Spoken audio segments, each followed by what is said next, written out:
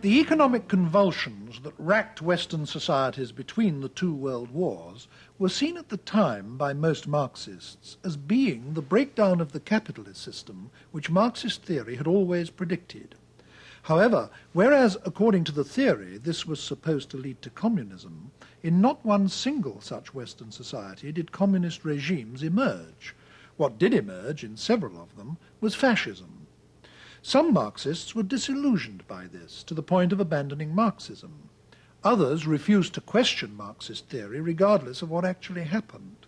But there were many in between, people who remained or wanted to remain Marxists, but who felt that Marxism would have to be seriously re-examined if it was to continue to remain credible. One such group of people came together in Frankfurt in the late 1920s and have come to be known since as the Frankfurt School. Actually, they didn't stay in Frankfurt long, but the name has stuck.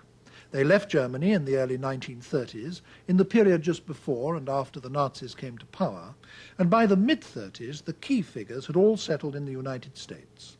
These, to mention three, were Adorno, a man who seemed equally at home in philosophy, sociology and music, Horkheimer, a philosopher come sociologist, less brilliant than Adorno but perhaps more solid, and the one who has turned out in the end to be the most famous and influential of them all, the political theorist Herbert Marcuse.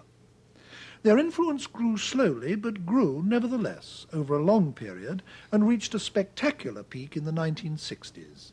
Many things contributed to this.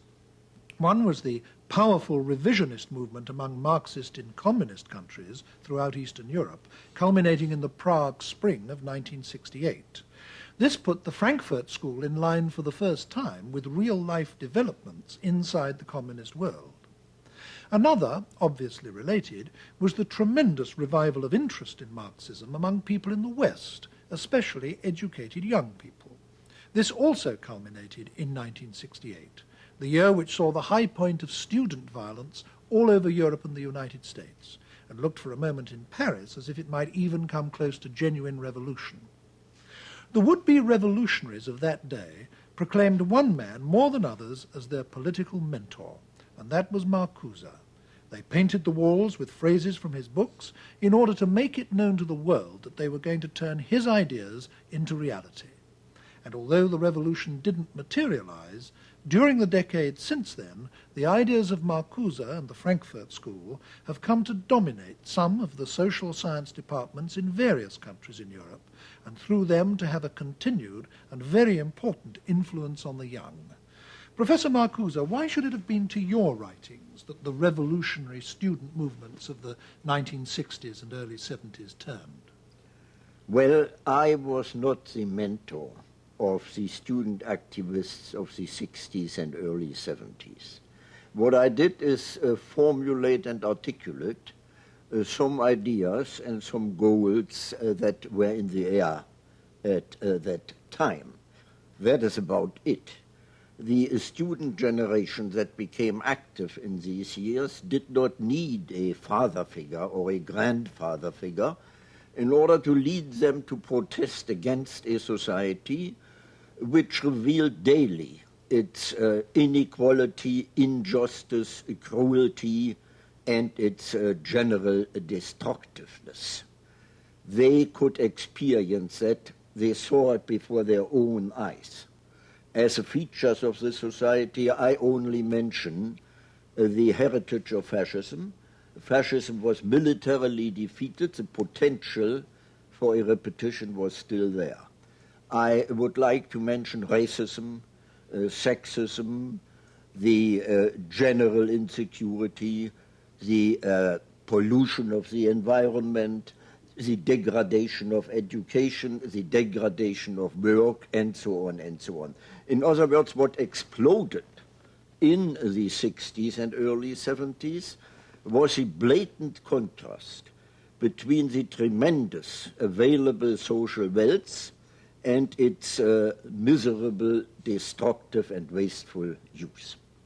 And I think one might add, I mean, whether one agrees with your view on any or all of these matters or not, that the prevailing orthodoxies in philosophy in the colleges and universities throughout the West at this time simply didn't deal with these questions at all, did they? Certainly analytic philosophy didn't, positivism didn't, and so on. They did not. And we in Frankfurt and later in the United States could not conceive of any authentic philosophy which did not in one way or the other reflect the human condition in its concrete situation, the social and political situation, and so on and so on. For us, philosophy has always been, to a great extent, social and political philosophy ever since Plato. Yeah.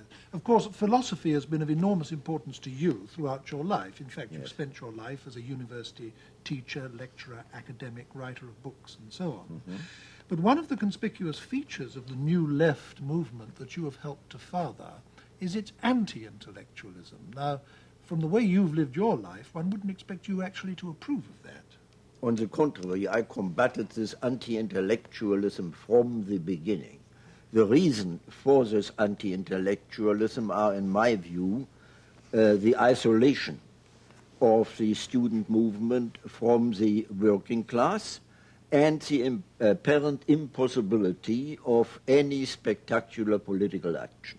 This led gradually to some kind of, let me say, inferiority complex, some kind of self-inflicted masochism, which found expression, among other things, in this contempt for intellectuals because they are only intellectuals and don't achieve anything in reality.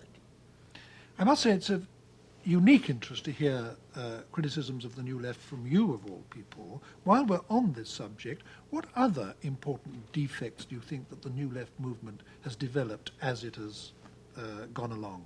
Well, I would mention perhaps as a main defect the unrealistic language and in many cases the totally unrealistic strategy among the New Left, by no means general, but very definitely among the New Left. The refusal to recognize that we are not in a revolutionary situation in the advanced industrial countries, that we are not even in a pre-revolutionary situation, and that the strategy has to be adapted to this situation.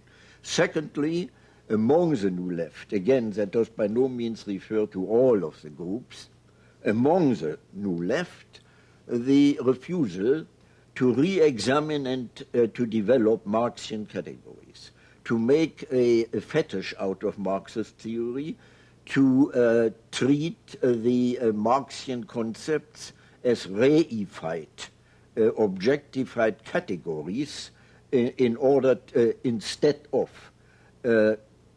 becoming conscious finally of the fact that these are historical and dialectical concepts which cannot simply be transmitted, which have to be re-examined in accordance with the changes in the society itself.